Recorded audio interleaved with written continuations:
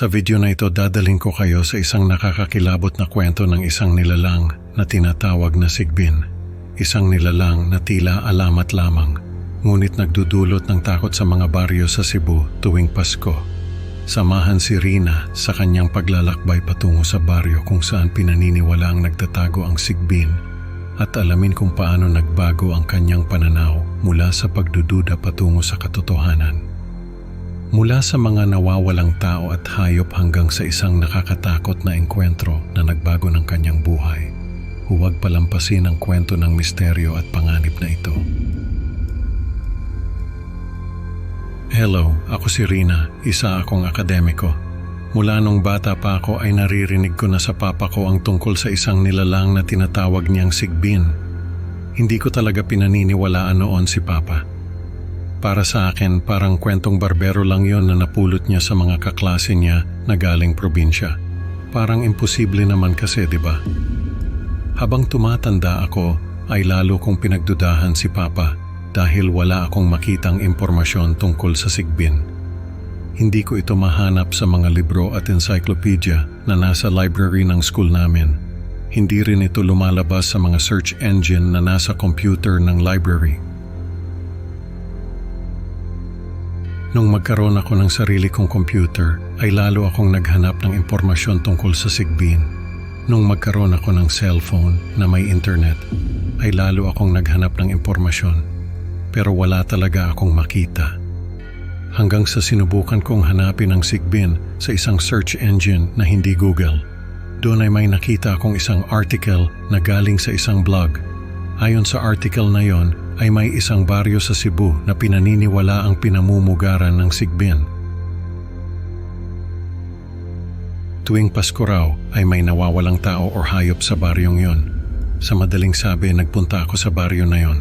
Pagdating ko pa lang, parang may kakaiba na akong nararamdaman. Yung mga bahay, parang laging may nakasilip sa bintana. Tapos yung mga matatanda, parang may tinatago silang hindi nila masabi. Nung kinausap ko sila, doon ko nalaman na may katotohanan pala yung article na nabasa ko. May mga nawawalang tao at hayop nga sa baryo na yon. Ang mga tao ay kadalasang mga lasing na naglalakad pa uwi. Ang mga hayop naman ay mga alagang aso na nakatali sa labas ng bahay. Ang mga nawawalang tao at hayop ay hindi na natatagpuan, kaya ang mga tao ay nag-iingat na sa tuwing sasapit ang Pasko. Ang mga lasing ay may kasamang kamag-anak pa uwi. Ang mga aso naman ay pinapapasok sa bahay. Ang mga nawawalang tao at hayop ay sinisisi sa Sigbin. Ayon sa mga nakakita na sa Sigbin, ay mukha raw itong malaking kangaro na may mahabang tenga. Ang mga mata nito ay nagliliwanag at ang katawan ay kulay abo. Nung makauwi ako ay nakita ko ang mga journal ni Papa. Nasa isang kahon lang pala ito at nakatago sa ilalim ng kama nila ni Mama. Doon ko nalaman na may karanasan pala talaga si Papa sa Sigbin. Nung teenager daw siya, nakita niya mismo yung clearing sa gubat na puno ng mga patay na hayop. Nakakatakot daw talaga. Lahat ng mga hayop na yon ay walang dugo at may butas sa dibdib kung saan tinanggal ang puso ng mga ito. Doon daw naisip ni Papa na totoo ang Sigbin. Nung Pasko ng 2010 ay nagpunta kami sa baryo na yon. Sumama si Papa at sinabi niya sa akin na hindi pa rin siya nakakita ng Sigbin. Pero alam niya na totoo ito. Nung makarating kami sa baryo ay napakaingay ng mga tao. May mga nagsusugal sa kalsada, may mga nagiinuman, may mga nagkakaraoke.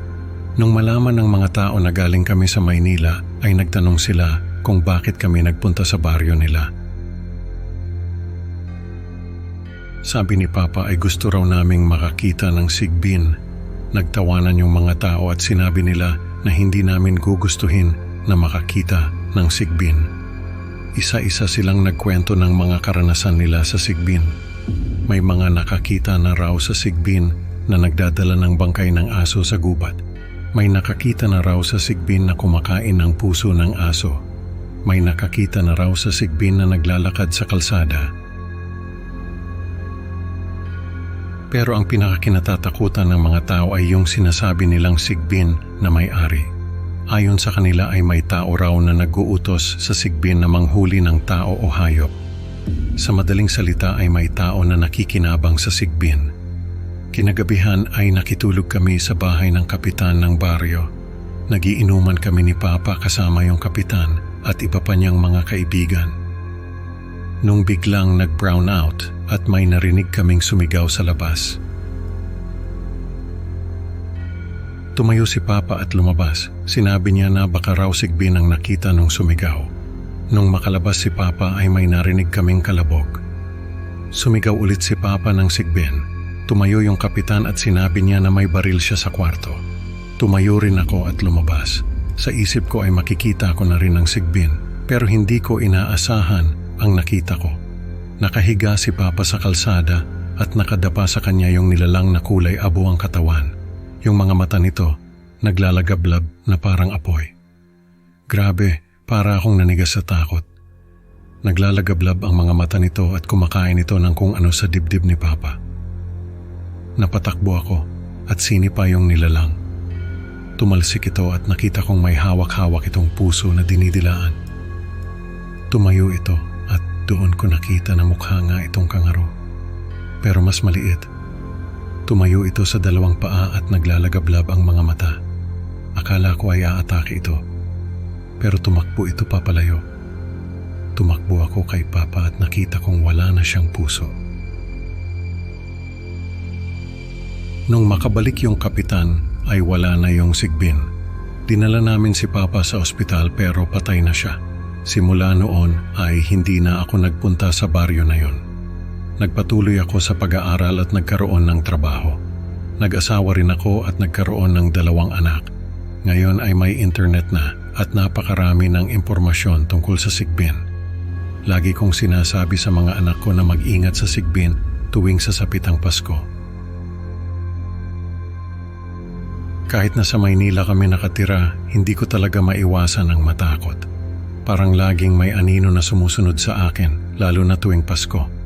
Baka kasi yung sigbin na pumatay kay Papa ay buhay pa rin at naghahanap ng mabibiktima. Sa kwentong ito natutunan natin na may mga alamat na mas totoo pa kaysa sa inaakala natin at minsan ang pagdududa ay nagiging sanhi ng kapahamakan. Salamat sa pakikinig mga kaibigan. Huwag kalimutang i-like at mag-subscribe para sa mas marami pang nakakatakot na kwento. Excited na akong makita kayo sa susunod na upload. Tandaan, tuwing Pasko, mag-iingat sa mga anino. Baka may sigbin na nagmamasid.